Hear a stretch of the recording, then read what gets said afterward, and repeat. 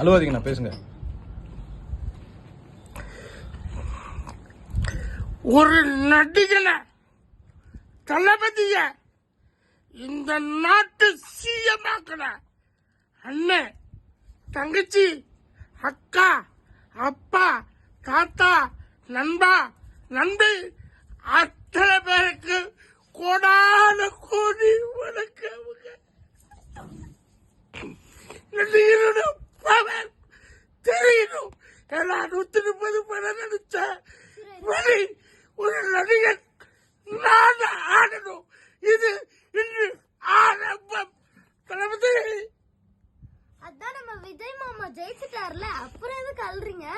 இனி ஜெயிச்சது மட்டும் பத்தாது, மக்கள், நம்முடைய மக்கள் ஒவ்வொருவரும் காப்பாற்றப்படுவார்கள்.